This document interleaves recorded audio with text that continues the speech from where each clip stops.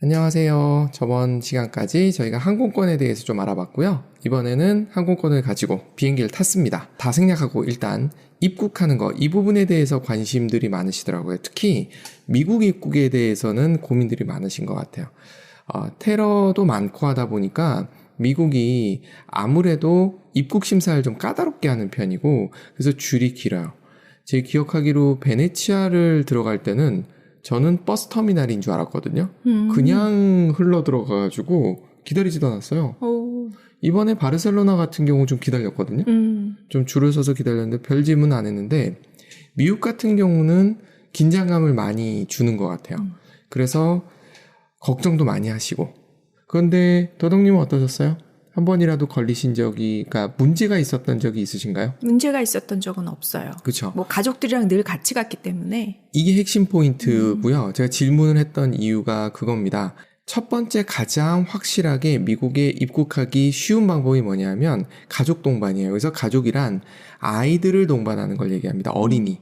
어린이를 동반하게 되면 굉장히 쉽게 입국 심사를 통과할 수 있어요. 미국이라는 나라의 특성인 것 같아요. 뭐 영화나 드라마에서도 봐도 아이들에 대한 것들, 그리고 노약자 보호, 이런 것들에 대해서 굉장히 얘기를 많이 하잖아요. 맞아요. 그래서 노약자가 있다라고 판단이 되면 테러범에 대한 뭐라 할까요? 그런 범주에서 완전히 빼버리는 것 같더라고요. 그래서 그런지 아이들이랑 있을 때 입국이 어려웠던 분은 지금까지 보지 못했어요. 아, 네. 네. 그래서 싱글이면 아이를 빌려주러. 네, 빌려줘라. 뭐 이렇게 농담 삼아 얘기를. 네. 저희는 단체 여행도 많이 갔었기 때문에 제가 일부러 얘기를 하거든요.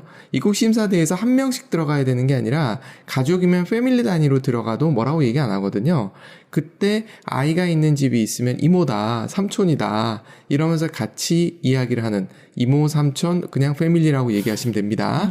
그렇게 해서 들어가는 게 가장 안전한 방법인 것 같아요. 그래서 경험이 있었던 게 싱글 여자분이 좀 곤란을 겪었던 적이 있었어요. 그러니까 미국 같은 경우 싱글 여자에 대해서도, 이건 테러범이 아니죠, 이런 경우에도 불법 이민에 대한 걱정을 하는지 그러더라고요. 들어가서 눌러앉을까 봐. 맞아요. 그러는 것 같아요. 그래서 여자분들, 특히 젊은 여자분들 같은 경우, 그리고 미국에서 봤을 때 동양인들은 다 젊어 보여요.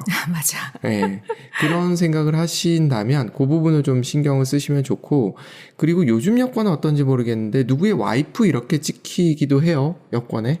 그래요? 네, 그렇게 찍혀있는 여권들이 있던데, 그리고 남편이 같이 있으면 좀 더 수월하게 통과할 수 있다는 것. 즉, 가족 단위로 움직였을 때 입국이 수월하다는 건 생각해 두시면 좋은 것 같아요. 여기 첫 번째 팁이고, 두 번째가 있어요. 영어를 제법 하시는 분들이 저희가 80명 움직였을 때 2분이나 제동이 걸렸어요. 영어를 제법 한다고는 하지만 완벽하게 소통하기에는 좀 부족해서 그런가요? 그럴 수도 있다라고 저는 봐요. 정말 내가 네이티브 정도가 아니라면 영어를 못하는 게 낫더라고요. 어설픈 영어가 도리어 혼란을 야기하고 그것 때문에 입국에 문제가 생기는 경우, 예전에 하나 들었던 에피소드가, 한국 엄마가 아이가 어쩌다가 가정에서 무슨 사고로 죽었대요. 안타까운 일이죠. 그런데 한국식으로 얘기를 한 거예요. 경찰이 왔을 때. I kill my baby가 돼버린 거예요. 아이고 저런. 그랬더니 정말 그렇게 받아들인 거예요. 이건 한국식으로는 그냥 내 탓을 하는 거잖아요. 이런 현상이 있을 수 있다는 거죠. 제가 갑자기 move to the shoulder도 생각나네요. 경찰이 쓰라고 move to the shoulder 했더니 막 어깨로 움직였다는 얘기도 있는데, 아마 모르실걸? 네. 네. 숄더가 어깨잖아요. 네. 근데 도로의 노견도 숄더예요. 그래서 경찰이 move to the shoulder 하는 거는 노견을 세워라 이런 뜻인데, 이거를 잘못 이해하고 어깨춤을 이렇게 되는. 그러니까요. 제가 권해드리는 방법이 뭐냐면 노 잉글리시입니다. 뭐라고 얘기하면 이게 제일 나으세요. 왜냐하면 관광객들이 영어를 할 줄 알아서 오는 사람들이 아니거든요. 어차피 단체 관광객들도 많고 하기 때문에 도리어 영어를 못하는 게 나아요.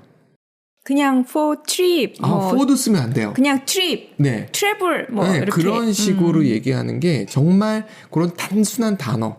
그러니까 어려운 단어도 절대 쓰지 말고 트래블 이 정도, 어려우시면 그냥 짧은 거 트립 하나 정도만 외우셔서 그 단어만 트립하고만 외치시면 그들이 믿습니다.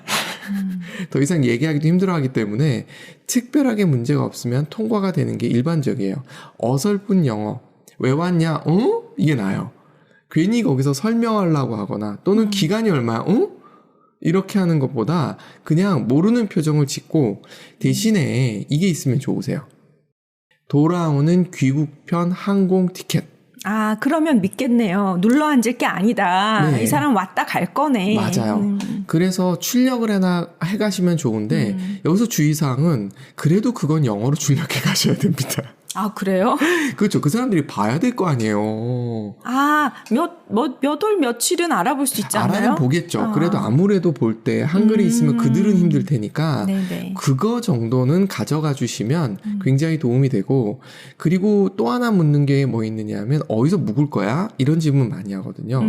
그래서 하나 정도 추가한다면 호텔을 묵으실 거 아닙니까? 아니면 친구 집 주소라도 적어서 그냥 노 잉글리시 전혀 못 알아듣는 표정과 말은 이제 하지 마시고 그냥 벙어리가 되시는 게 낫고 그 서류 두 가지 그냥 내미시는 게 제일 나아요. 그러면은 보고 도장 찍어줍니다. 보통 찍어주는 게 한 달 정도 찍어주거든요. 그래서 어지간한 여행은 문제가 없고요. 좀 길게 필요한 경우들이 있어요. 이때는 좀 어려워져요. 네, 저는 일단은 한 달 이내 여행인 경우를 말씀을 드리는 거고요.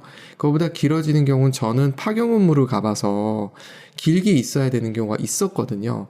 그럴 때는 미국 쪽 회사에서, 그러니까 같이 일하는 미국 쪽 회사에서 추천서 같은 걸 써주더라고요. 그걸 주니까 되더라고요.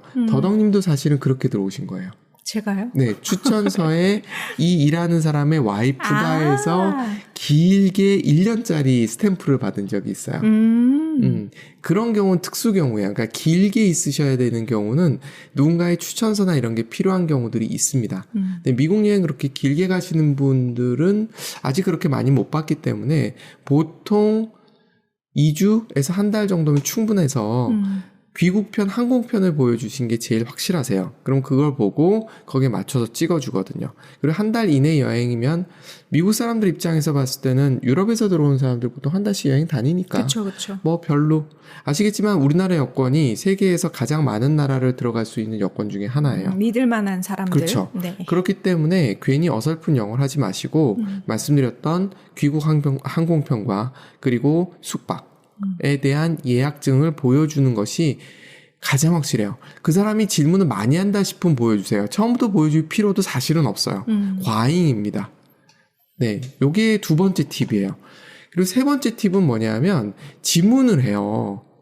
요건 알고 계시면 좋으세요. thumb 그리고 이렇게 두 개를 하거든요. 그런데 단어를 알아들일 필요가 없어요. 왜냐하면 제스처를 하거든요. 제스처 이렇게 하면 이렇게 너 최고다라는 뜻으로 이해하시면 절대로 안 되고 찍으라는 겁니다. 그걸 이렇게 하는 건 이렇게 찍으라는 거예요. 그렇게 찍으면 통과됩니다. 이게 사실은 그 국제 간에 문제가 되고 있지만 우린 여행 간 거니까 그냥 해주자고요.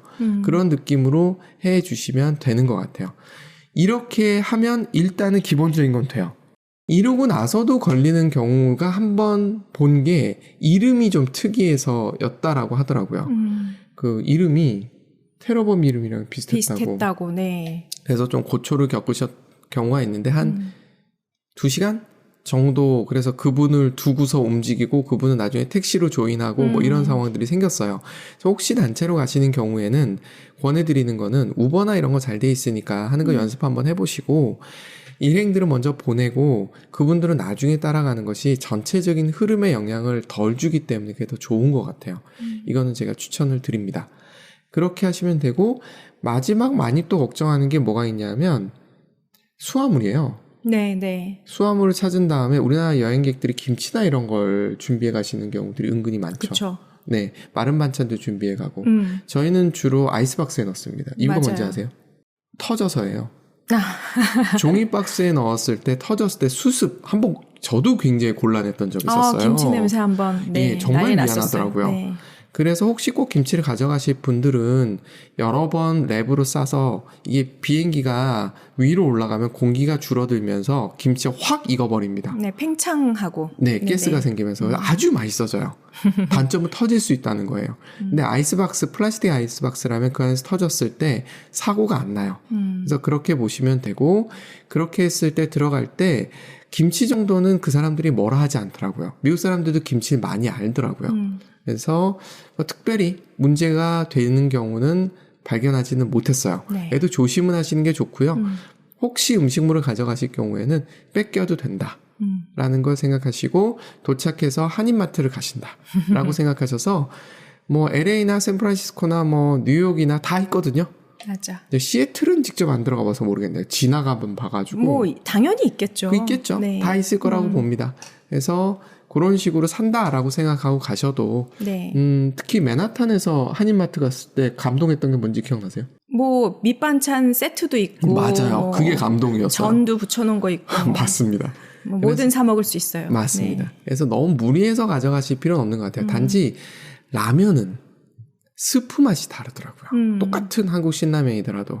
그래서 네. 그런 건 좀 참고하시면 될 것 같고요. 뺏겨도 된다 정도 가져가시면 지금까지는 저는 그런 뺏기는 경험은 저희 동료 지금까지 다 합치면 몇 명이 간 거야. 한 수백 명이 갔는데 한 번도 뺏긴 적은 없었어요.